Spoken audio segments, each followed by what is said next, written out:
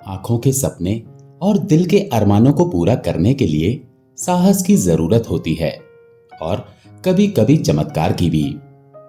ये ऐसे ही साहस और चमत्कार की कहानी है जो एक राजा और एक कुमार के साथ घटित होता है। इन दोनों को अपनी अपनी इच्छाएं पूरी करने का मौका मिलता है जिससे वो जीवन के नए अनुभवों का आनंद ले सकें। आज दिन भर के काम के बाद राजा अपने कमरे की बालकनी में बैठे हुए आसमान की तरफ देख रहे थे। असीमित फैला हुआ आसमां, टिमटिमाते हुए तारे, चांद और उसकी चांदनी, ये सभी राजा चैतन्यवर्धन को सुकून से भर देता था। दिन भर की थकान उतारने का ये उनका प्रिय विकल्प था। वो या तो बालकनी में बैठ जाते या बागान में घूमने चले जाते। उन्हें अकेले वक्त बिताना पसंद था, पर ऐसे मौके उन्हें कम ही मिलते थे। जब भी राजा चैतन्यवर्धन अपने महल के बाहर जाते, उनके साथ उनके 5-6 रक्षक भी होते थे ताकि उन्हें किसी प्रकार की कोई तकलीफ ना हो। राजा चैतन्यवर्धन की उम्र 30 वर्ष थी। वो अपने राज्य की देखभाल पूरी ईमानदारी और निस्वार्थता के साथ करते थे। उनकी प्रजा उनसे उतना ही प्रेम करती थी जितना वो अपनी प्रजा से। वो अपनी जिंदगी से बहुत खुश थे। बस उन्हें एक ही बात का मलाल था कि वो कभी बाहर अकेले नहीं जा सकते। वो हमेशा विचार करते कि कहीं दूर घूमने जाया जाए, किसी जंगल की तरफ, किसी पर्वत पर उनके मां और बाबा कभी भी इसकी इजाजत नहीं देते थे। एक रात जब वो अपनी बालकनी में आसमान को ताकने में मगन थे, उनकी दादी पीछे से आईं और उन्होंने कहा, इतना ध्यान से चांद को देखेगा तो वो जमीन पर आ जाएगा। अपनी दादी की ये बात सुनकर वो हंसने लगे और दोनों एक साथ बैठ गए।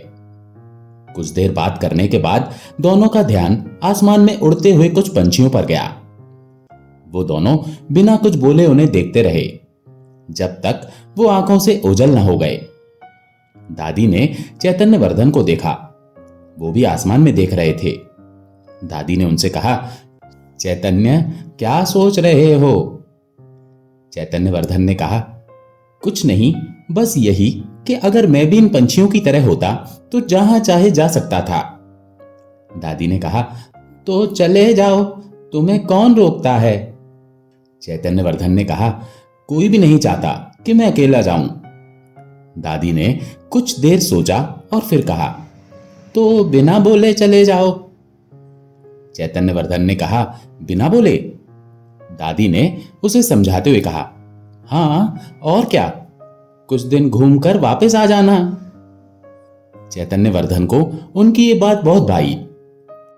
उन्होंने कहा, पर किसी ने मुझे पहचान लिया तो? दादी ने कहा, तो अपना थोड़ा सा भेष बदल लो। चैतन्यवर्धन को ये बात ठीक लगी। उन्होंने दादी से कहा, वो इस बारे में सोचेगा। कुछ समय बाद दादी सोने चली गईं। रात के करीब 9 बज रहे थे। चैतन्यवर्धन गहरी सोच में डूब गए। उन्हें दूर गगन में फिर से कुछ पंछी दिखाई दिए।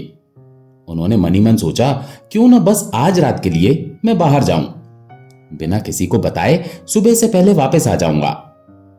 उन्होंने निर्णय लिया कि ऐसा ही किया जाए। अपनी अलमारी से उन्होंने एक बड़ी चादर निकाली और उसे ओढ़ लिया। कुछ सोने की मोहरें अपनी जेब में रख लीं। महल में एक खुफिया रास्ता भी था बाहर जाने और अंदर आने के लिए। चैतन्यवर्धन ने उसी रास्ते से जाना तय किया। बिना किसी को बताए वो खुफिया रास्ते से बाहर की तरफ निकल गए। बाहर जाकर उन्हें बस एक बड़ा मैदान दिखा। उन्होंने धीरे से बिना आवाज किए मैदान पार किया और महल के बाहर पहुंच गए। चादर से उन्होंने अपने चेहरे को छुपा रखा था ताकि कोई उन्हें पहचान ना पाए। वो इधर उधर देखने लगे कि किस तरफ जाया जाए। उन्हें एक हाथ गाड़ी वाला आता हुआ दिखाई दिया। चैतन्यवर्धन ने उसे रोक लिया और कहा, रुको भाई, किस तरफ जा रहे हो? हाथ गाड़ी वाले ने कहा, मैं तो अपने घर जा रहा हूं भाई जी, आपको कहां जाना है? राजा चैतन्यवर्धन ने कहा, मुझे तो राज्य के बाहर जो जंगल आता है वहां जाना है। क्या आप मुझे वहां तक छोड़ सकते हैं? हाथ गाड़ी वाले ने कहा, नहीं भाई जी, बहुत देर हो गई है, कल सुबह आ जाना, सुबह छोड़ दूंगा। ऐसा कहकर उसने गाड़ी आगे बढ़ा ली।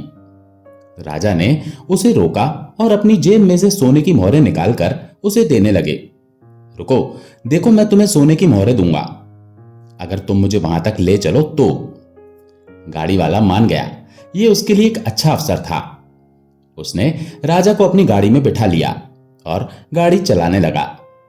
गाड़ी चलाते हुए उसने राजा से पूछा, क्यों भाई जी, आप कहां के हो? पहले तुम्हें देखा नहीं लगता। राजा चैतन्यवर्धन ने कहा, मैं राजा जी का दोस्त हूं, दूसरे राज्य से आया हूं। गाड़ी वाले ने कहा, अरे तो आपने पहले क्यों नहीं बताया कि आप हमारे राजा के मित्र हैं? हम आपको मना ही नहीं करते। राजा ने सोचा, अंधेरे की वजह से शायद उसने मेरा चेहरा ठीक से नहीं देखा। राजा ने गाड़ी वाले से कहा, अच्छा तुम्हें राजा पसंद है? गाड़ी वाले ने गाड़ी की गति और बढ़ा दी ताकि वो उन्हें जल्दी पहुंचा दे और उसने कहा, हां हमारे राजा अच्छे इंसान हैं, सबका ध्यान रखते हैं। चैतन्यवर्धन ने कहा, तुम्हारा नाम क्या है? गाड़ी वाले ने कहा, मेरा नाम भूरिया है। बात करते करते कब समय बीत गया और जंगल आ गया, राजा को पता ही नहीं चला। गाड़ी वाले भूरिया ने गाड़ी रोकी और राजा को नीचे उतारा। राजा ने उसे मोहरें देनी चाहिए। ये लो भूरिया। भूरिया ने कहा, नहीं भाई जी, मैं आपसे मोहरें नहीं ले सकता, आप तो हमारे राजा के दोस्त हैं। राजा ने उसे मोहरें हाथ में थमाते हुए कहा, ले लो, तुम्हारी मेहनत की ही हैं, वरना राजा से कहूंगा तुम्हारा नाम। भूरिया ने मोहरें रख ली और राजा की तरफ देखकर कहा, आपको मैंने पहले कहीं देखा है। राजा ने अपना मुंह चादर से ढका और कहा, देखा होगा, मैं इस राज्य में आता रहता हूं। यह कहकर राजा जंगल की तरफ जाने लगे। भूरिया ने आवाज देकर उनसे विदा ली और अपनी गाड़ी फिर से राज्य की तरफ बढ़ा ली। राजा चैतन्यवर्धन ने जंगल के अंदर प्रवेश किया और आंख भरकर इस नजारे को देखने लगे। उन्होंने महसूस किया कि जंगल में चांद की चांदनी कुछ ज्यादा ही फैली हुई है। हवाएं आम गति से कुछ ज्यादा तेज बह रही हैं। राजा ने अपने दोनों हाथ फैला लिए। उनकी चादर नीचे गिर गई। वो जंगल की आबो हवा को अपनी बाहें खोलकर महसूस करने लगे। कई तरह की खुशबुएं उनकी तरफ आ आकर जाने लगी। जंगली हवाओं ने उनके अंदर एक नई ऊर्जा भर दी। वो दौड़ लगाकर जंगल में घूमने लगे। कभी किसी पेड़ पर चढ़ जाते तो कभी किसी फूल को देखते रहते, कभी किसी उड़ते हुए पंछी का पीछा करते, कभी जमीन पर लेट जाते और अपने हाथों में मिट्टी लेकर उसे महसूस करने लगते। घूमते हुए वो एक पेड़ के नीचे आकर बैठ गए। आज उनकी खुशी का कोई ठिकाना नहीं था। सामने उन्हें एक दरिया दिखा। पानी देखकर उन्हें याद आया कि उन्हें प्यास लगी है। राजा उठकर दरिया के पास गए और पानी पीने लगे। पानी पीते पीते उन्हें महसूस हुआ कि उनके आसपास कोई और भी है। उन्होंने बाईं तरफ देखा तो एक आदमी पेड़ के नीचे बैठा उन्हें देख रहा था। राजा ने आगे देखा, अपनी हथेली में दरिया का पानी लिया और पीने लगे। उस आदमी ने उनसे कहा, इतनी रात में यहां क्या कर रहे हो? राजा ने उत्तर दिया, बस ऐसे ही। दरअसल मैं रास्ता भटक गया था, प्यास भी लगी थी। अच्छा हुआ कि ये दरिया नजर आया। आदमी ने कहा, भटके हुए राही हो, आओ बैठो, फिर तो तुम्हें भूख भी लगी होगी। राजा उसके पास बैठ गए और कहने लगे, नहीं, कोई खास भूख नहीं है। आदमी ने कहा, हाँ वैसे तो इस जंगल में बहुत स्वादिष्ट फलों के वृक्ष हैं, अगर तुम चाहो तो मेरे पास कुछ खाना रखा है, तुम वो ले सकते हो। ये कहकर उसने अपने झोले से एक कपड़े की पोटली निकाली और राजा के हाथों में थमा दी। राजा ने उसे खोला तो देखा उसके अंदर मोटी मोटी 2 रोटी और मिर्ची थी। राजा ने कभी इस तरह का खाना नहीं खाया था, पर उसने मना नहीं किया। आदमी से कहा, हाँ मैं भी ले लूंगा। दोनों मिलकर रोटी खाने लगे। राजा को रोटी और मिर्ची का स्वाद बहुत पसंद आया। वो मनी मन बहुत खुश हुए। उन्होंने आदमी से पूछा, तुम कौन हो और यहां कैसे? आदमी ने उत्तर दिया, मेरा नाम ध्यानचंद है, मैं एक कुमार हूं। अब तक दोनों रोटी खा चुके थे। राजा ने ध्यानचंद से पूछा, तुमने बताया नहीं कि यहां कैसे आए? ध्यानचंद ने कहा, मैं तो यहां आता रहता हूं। मैं एक कुम्हार हूं और दरिया किनारे मुझे अच्छी मिट्टी मिल जाती है, जिससे मैं तरह तरह के सामान बनाता हूं। राजा को कुम्हार का सादा व्यवहार और सादे विचार बहुत भाए। कुम्हार को भी राजा से मिलकर बहुत अच्छा लगा। वो दोनों काफी देर तक वहीं बैठे बैठे बातें करते रहे। तभी अचानक एक पंछी पेड़ से उतरकर उनके सामने आकर बैठ गया। ये एक चितकबरे रंग का पंछी है, जिसकी पूंछ पीले और लाल रंग की है। आंखें बड़ी बड़ी और गोल गोल हैं। पूरे बदन पर अलग अलग तरह के रंग हैं। दोनों ने ही इस तरह का पंछी कभी नहीं देखा था। दोनों चुपचाप उसे देखते रहे। एकाएक पंछी ने कहा, मैंने आप दोनों की बातें सुनी, मुझे अच्छी लगी। उसकी आवाज सुनकर दोनों चौंक गए। दोनों ने एक साथ कहा, तुम बोल सकते हो? पंछी ने कहा, मैं क्या, सभी बोल सकते हैं। क्या आपको इस तरह के बहते हुए पानी की आवाज नहीं आ रही? ध्यानचंद ने कहा, क्या तुम कोई मायावी पंछी हो? तुमसे हमें क्या चाहिए? पंछी ने उत्तर दिया, मैं कुछ लेना नहीं बल्कि देना चाहता हूं। राजा और ध्यानचंद ने एक दूसरे की तरफ देखा और फिर पंछी की तरफ देखने लगे। दोनों को ही कुछ समझ नहीं आ रहा था। पंछी ने कहा, मैंने तुम्हारी मन की बात भी सुनी है। मैं जानता हूं कि तुम दोनों क्या चाहते हो। अपनी आंखें बंद करो और वो सोचो जो तुम चाहते हो। दोनों ने कोई जवाब नहीं दिया। जो हो रहा था उस पर दोनों का विश्वास नहीं था। फिर भी दोनों ने अपनी आंखें बंद की और मन में सोचा। राजा ने अपने मन में कहा, काश कुछ दिनों के लिए ही पर मैं इस कुम्हार की तरह जीवन यापन कर पाता। कुम्हार ने अपने मन में कहा, काश कुछ दिनों के लिए ही पर मैं इस व्यक्ति की तरह जी पाता। ये किसी राज्य का राजा लगता है। दोनों ने अपनी आंखें खोली। पंछी ने अपने मुंह से धुएं की तरह कुछ निकाला। दोनों के आसपास धुआं हो गया। धुआं गायब हुआ तो पंछी वहां से उड़कर कहीं जाने लगा। उड़ते उड़ते उसने कहा, मैं फिर आता हूं। दोनों के कुछ समझ नहीं आया। राजा ने ध्यानचंद की तरफ देखा तो वो चौंक गए। ध्यानचंद ने भी राजा की तरफ देखा और चौंक कर कहा, ये क्या है? राजा ने ध्यानचंद की तरफ देखकर कहा, ये तो मेरी शक्ल है। ध्यानचंद ने कहा, तुम्हारी शक्ल भी मेरी शक्ल की तरह है। दोनों के कुछ समझ नहीं आया। दोनों खड़े हो गए और खुद को देखने लगे। राजा का वेशभूषा, चेहरा सभी ध्यानचंद की तरह दिख रहा था और ध्यानचंद पूरा राजा की तरह दिखने लगा। दोनों दरिया के पास गए और अपने चेहरे देखने लगे। दोनों आश्चर्य से भर गए।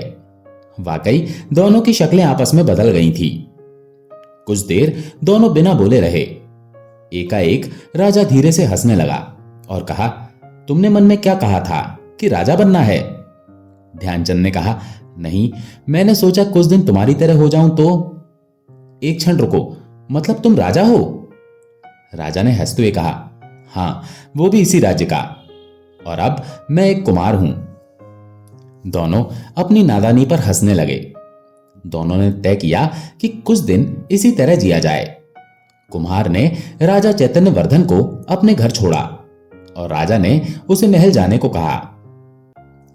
कुम्हार महल पहुंचा तो दरवाजे पर खड़े सिपाहियों ने उसे उसके कमरे यानी राजा के कमरे तक पहुंचा दिया। कुम्हार बालकनी में जाकर बैठ गया और राजा कुम्हार की झोपड़ी के सामने बैठ गए, जहां मिट्टी ही मिट्टी और उससे बने सामान रखे थे। सुबह का सूरज उदय हुआ। दोनों के चेहरे पर सूर्य की लालिमा बिखर गई।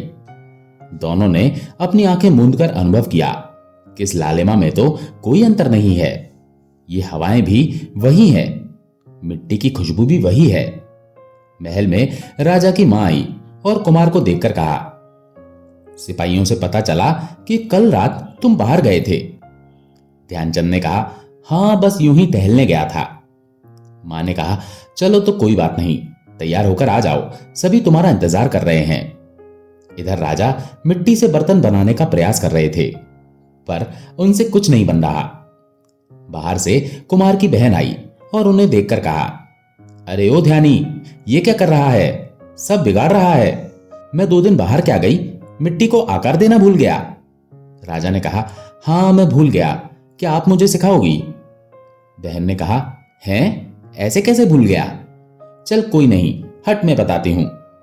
और ये आप क्या है? तू से सीधे आप पर। कुमार और राजा दोनों अपनी अपनी दिनचर्या में व्यस्त होकर उसका आनंद लेने लगे। कुमार को राजपाट के कार्यों में परेशानी आने लगी, तो उसने मंत्रियों से कहकर कुछ दिन का अवकाश ले लिया और उनसे कहा, अब हम कुछ दिन काम नहीं करेंगे, सिर्फ घूमेंगे, लोगों से मिलेंगे। इधर राजा भी कुमार की बहन लता के साथ मिट्टी का सामान बनाता और उसे बाजार बेचकर आता। दोनों साथ में जंगल से मिट्टी लेने जाते।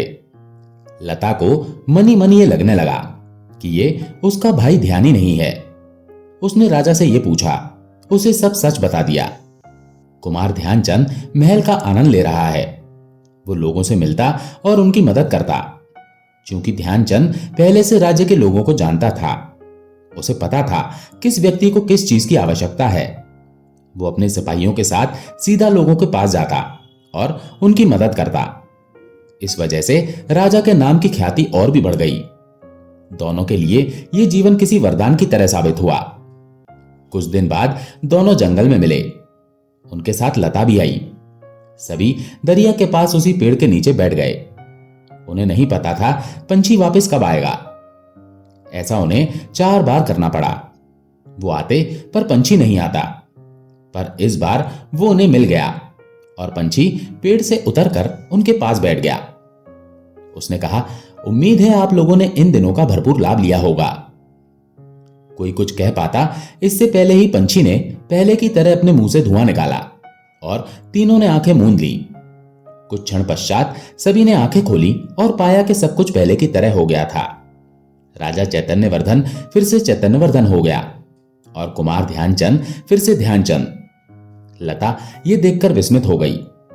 सभी खुश होकर एक दूसरे के गले मिलने लगे और पंछी को शुक्रिया अदा करने लगे। पंछी ने कहा, इसमें शुक्रिया की क्या बात है, अब आप भी मेरी मदद कर दो। ये सुन के तीनों एक दूसरे की तरफ आश्चर्य से देखने लगे। दोस्तों, आशा है ये कहानी आपको पसंद आई होगी। अगर पसंद आई हो तो वीडियो को लाइक करके चैनल को सब्सक्राइब जरूर कर लें। धन्यवाद।